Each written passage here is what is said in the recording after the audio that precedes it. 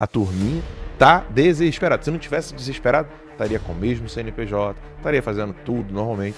Eles estão sentindo o peso, eles estão percebendo que a coisa tá ficando complicada para eles e são milhões e milhões em jogo. O Barroso mesmo tá desesperado. O Barroso vai fazer retiro espiritual, rapaz. Imagina um negócio desse. Faz não. O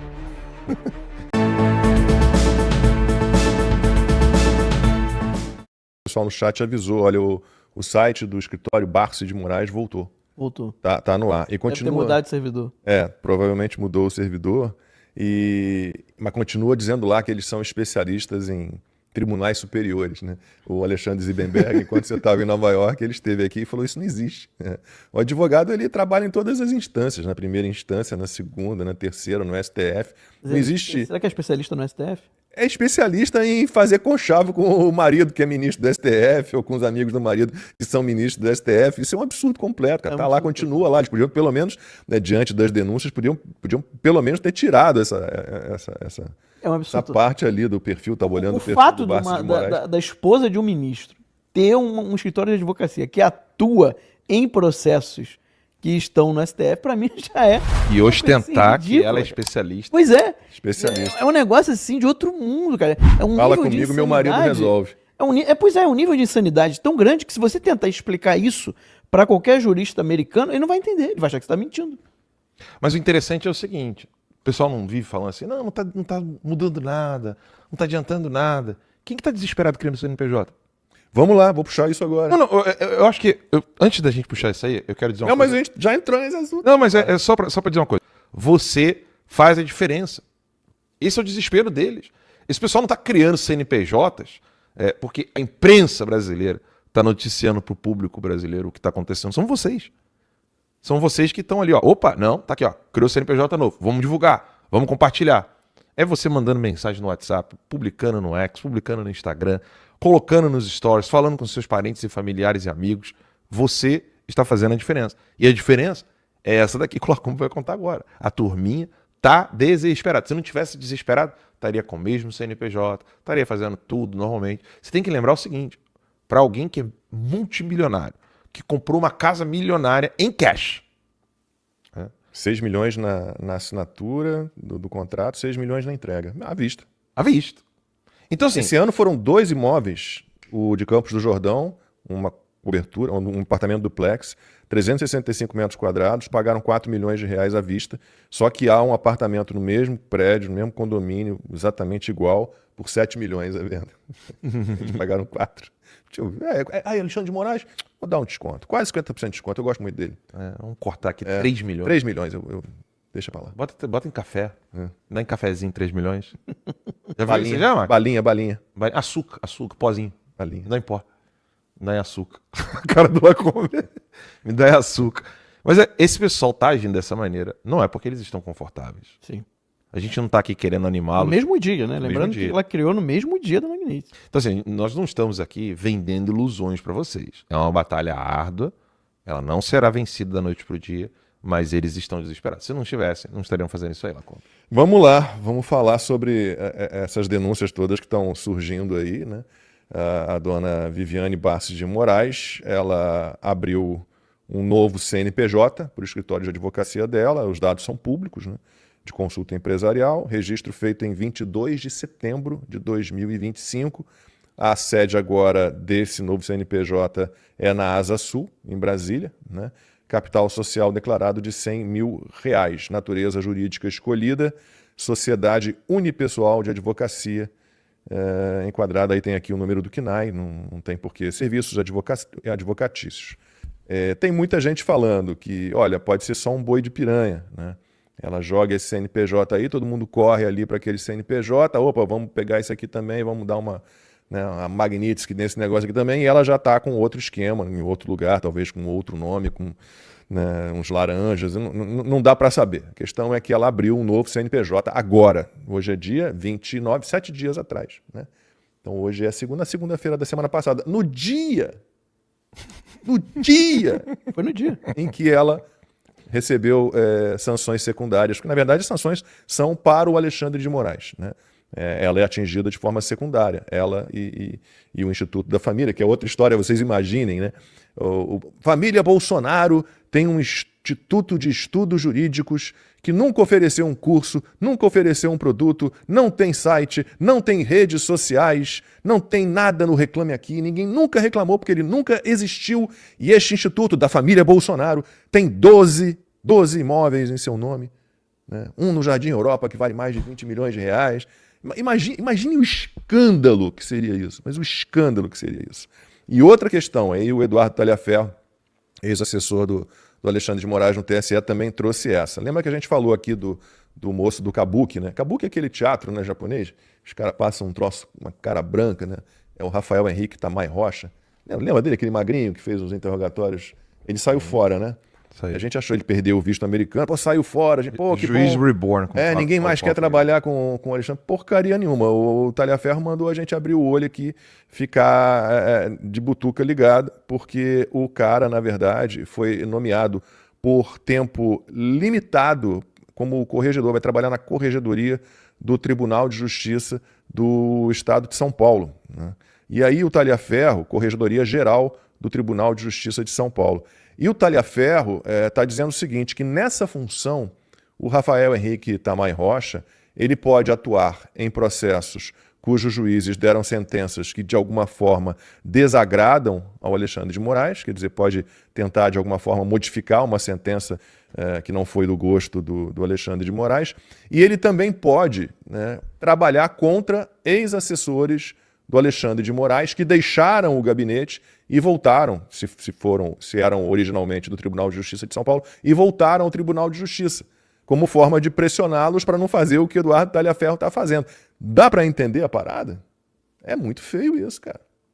E tá vindo muito mais, complicado. né? O bom é que tá vindo mais sanções, e essas sanções, para quem achava que elas não iriam funcionar, elas estão funcionando sim, tanto é que eles, né, porque aqui não é a Vivi, não é a dona Vivi que está criando outro CNPJ. Isso aqui é o próprio contador que está falando assim, ó, vamos tentar fazer isso aqui. É porque eles não sabem como funciona a lei Magnitsky, né? Alguém comentou aqui no chat, desculpa gente, às vezes eu tento pegar o nome de vocês, mas não dá. Alguém colocou assim, mas ela no caso ela não pode, por exemplo, sair da empresa para que a empresa não fique afetada. O Departamento do Tesouro ele não funciona só de modo nominal e burocrático, como se fosse preto no branco. Ela saiu dos 51%, então agora aquela empresa lá não vai ser mais afetada. Eles entendem essas manipulações. Na verdade, até a lei brasileira é assim, né? Então, por exemplo, se você tiver uma dívida ou tiver que pagar alguma coisa, e aí você vai lá e compra imóveis e bota no nome dos seus filhos, nenhuma justiça é burra a esse ponto de não entender mecanismos onde você vai tentando fazer ali o jeitinho brasileiro, né? Inclusive fizeram um meme, né? Não sei se o Pedro tá com meme na ponta da bala aí. Vocês chegaram a ver o meme? Olha ali, ó. Jeitinho brasileiro e a lei Magnitsky. Vem pra cá. Vem aqui. Foge não. Você tentando abraçar ali o jeitinho brasileiro e vem a lei Magnitsky e fala, vem cá, meu amor. Vem cá, vem cá. Então isso não vai funcionar, né? Eles estão sentindo o peso, eles estão percebendo que a coisa tá ficando complicada para eles e são milhões e milhões em jogo. É óbvio que essa gente tem muito dinheiro, né? Mas os alvos estão começando a entender. O Barroso mesmo está desesperado. Nossa, ontem eu vi a entrevista dele. O Barroso vai fazer retiro espiritual, rapaz. Imagina um negócio desse. Ele vai sair fora. Já está bem claro que ele vai pular fora, né? Infelizmente, quem vai indicar o substituto será o Lula.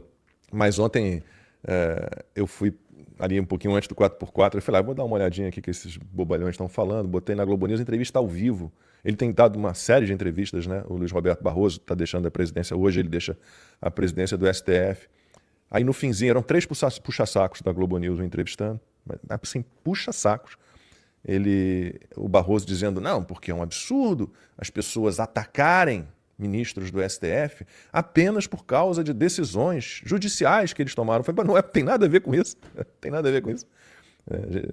As críticas são contra as ilegalidades, os abusos, a arbitrariedade, né? Tudo de errado que tem sido cometido e que a Folha de São Paulo, daqui a pouco a gente vai falar, admite, né? Que houve, e a Folha de São Paulo é cúmplice porque apoiou tudo isso no período em que o Bolsonaro esteve no poder. Mas aí já no finzinho da entrevista, né? Depois de enfileirar um monte de absurdos, um monte de mentiras, mas mentiras, mentiras e mentiras e mentiras, o Luiz Roberto Barroso já tinham se despedido dele. Não, eu quero só mais dizer mais uma coisinha. Eu quero aqui declarar o meu amor à mídia tradicional. Porque só a mídia tradicional trabalha com os fatos. Só a mídia tradicional, como vocês aqui da Globo News, só vocês podem fazer com que as pessoas formem a opinião delas baseada em fato, né? Na verdade, porque vocês são incríveis, porque as redes sociais destruíram tudo isso. Olha, o perfil psicológico do Barroso falando daquele jeito lá, você percebe que, primeiro ponto, né, ele não amadureceu. E aqui eu não estou falando de questões políticas, eu estou falando de crescimento de personalidade. Eu falo para vocês, né, não deixem de assistir a aula do professor Olavo de Carvalho, que está disponível na internet, sobre as 12 camadas da personalidade. Ali você começa a entender o que é o crescimento da personalidade e o que é caráter. Muita gente faz confusão, né? O caráter é aquele... Inclusive, o caráter vem do grego karasen, né? É aquilo que está rígido, fixado. E aí, a personalidade é como você vai lapidando o caráter. Ou seja, você vai lapidando as características da pessoa. As características ruins você molda para que elas sejam treinadas, como um animal mesmo. Você vai domar aquelas características ruins e as características boas você vai impulsionar. Então, quando você consegue fazer isso, você tem um crescimento na personalidade do indivíduo. E aí o Olavo explica isso em detalhes, quais são as 12 camadas do crescimento de uma personalidade. Desde criancinha, que é a primeira camada, até a 12ª, que seria a vida adulta de fato. O Barroso, você percebe claramente que ele é uma eterna criancinha, ele não cresceu. Você percebe ali que já não sou de idade, ele não é nenhum menininho, mas ele ainda tem ali aquelas características que são realmente de uma pessoa que não cresceu, ela não tem personalidade. Então ela tem que ficar migrando. O que é não ter personalidade? É você ter de ficar atuando, acreditando numa mentira, você acredita numa ficção na sua mente, e você vai atuando de acordo com as circunstâncias. Você não consegue ser você mesmo em momento algum, porque você nem sabe quem você é. E o Barroso é literalmente isso. O Barroso falou nessa entrevista que as pessoas estavam querendo derrubar a van. Se alguém tenta... Lá em Nova York, né? Se alguém tenta encostar na van do Barroso... Ele mente descaradamente. Essa Essa foi numa outra entrevista, mas é o que eu falei, ele tem dado várias entrevistas. É polícia na certa, vai todo mundo preso. Isso. Foi um absurdo completo. Vai todo mundo preso. A van foi cercada e tentaram virar a van. Ele falou isso. As pessoas já estavam gritando. É só voz. É só protesto absolutamente permitido aqui nos Estados Unidos. E que no Brasil também era, né? Sim. Todo mundo podia Pela lei ainda é. Tá na Constituição. Todo mundo podia. Pela lei ainda é. A Constituição garante. No Brasil, livre manifestação. No Brasil isso acontecia com jogadores de futebol, com artistas, pra bem e pra mal.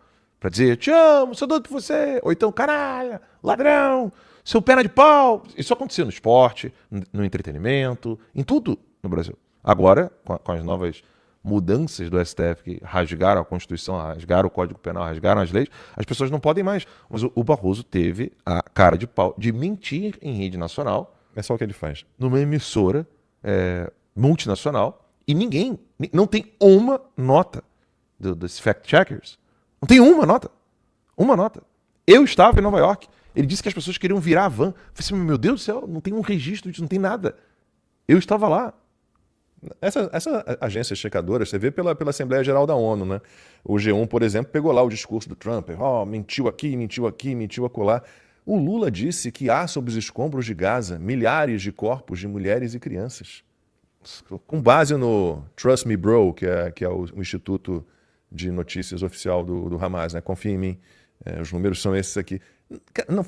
Nenhuma agência checadora, eu odeio essa expressão, digo de novo, no mínimo tinha que ser verificadora, mas tudo bem, nenhuma disse nada sobre o discurso do Lula. Nada.